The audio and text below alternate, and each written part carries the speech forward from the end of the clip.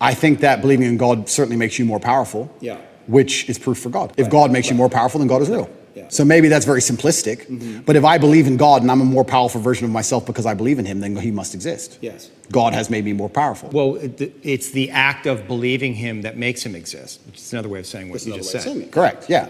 So this is why I believe faith is such an important thing. But I think everybody has a God anyway. There's no such thing as atheists. If you look at the people who say, oh, I don't believe in God, they worship a flag and a vaccine. So everyone believes in something. So you have to decide what your religion is. And I, once again, refuse to believe in anything that takes away power from me. I believe in things that make me more powerful. And I believe that believing in God gives you a new degree of strength. And I also think everybody to some degree believes in God. I don't care what anybody says. If you put anyone in that submarine just before it imploded, everyone would pray. Everyone. So it's ignorant to even say you don't believe in God at this point. It's interesting that you chose Islam.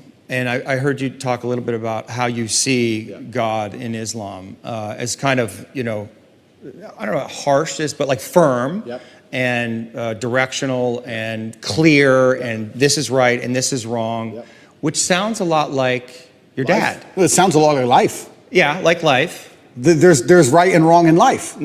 All this complete subjectiveness, this mush they're trying to create is done on purpose to confuse us. I like the idea of right and wrong. I like the idea of not having a choice. If you walk in, if you're hungry and you walk in to buy a sandwich and there's 100 sandwiches, it takes 10 minutes. If there's one sandwich, isn't life easier sometimes? So all this subjectiveness and all this choice and all this garbage, sometimes when I'm like, okay, I want to be a good person, I want a framework to adhere to that makes me a good person. Well, this is very clear. Yes, no, easy. Do you have like embodied experiences of God? Like, do you relate to God in that way? You know, I don't want to say supernatural, but like, do you feel God? I absolutely feel him. And there's certain times where I may feel particularly energetic. When do you feel God? So usually when I'm feeling powerful. There's been times I was in jail and I just got up and I just felt like, you know what? Yeah, like just shadow boxed a bit.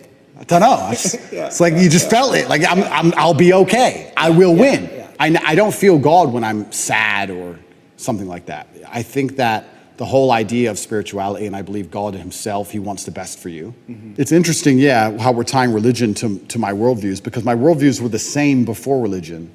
I guess before it was the cosmos or just the way the universe works or light, dark, yin, yang, etc. I still say these things, but now I attribute a lot more of it to spirituality, a lot more of it to God. And I chose Islam because it's firm, and I believe that I'm a person with firm principles. So I'm obviously going to liken myself, or I'm going to feel an affinity to a religion that has firm principles, because that's who I am as a person. I'm a person who's principled, yes, no, and I have no problem with people sitting with me and saying, what you're saying is bigoted, or what you're saying is wrong, or what you're saying is insensitive.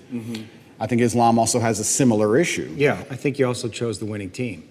Oh, it's completely the winning team. I mean, it's the winning team and it's the winning team, and I didn't choose it because it's the winning team. It's just the winning team because it has principles. Yeah, I agree. And unfortunately, when you have no principles, if you stick up, if you don't believe in it, if you have no hard line, if you'll accept anything, then you don't believe in anything. As soon as you'll accept anything, then you have no hardcore beliefs.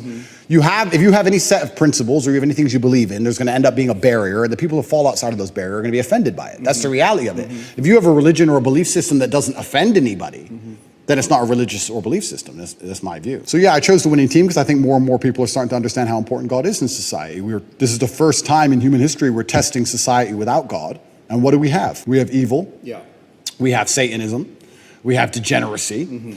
And I think that most people are starting to understand that God is really needed. When I was young, I used to make fun of Bible bashers. Let's make fun of them. And now I'm like, we need more. Where are they?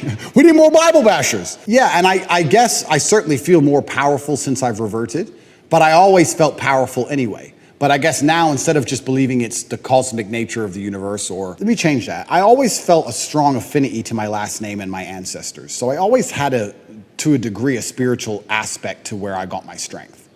I always felt like, well, my dad is watching me, or my ancestors tried very hard for me to be born, so I can't disappoint them.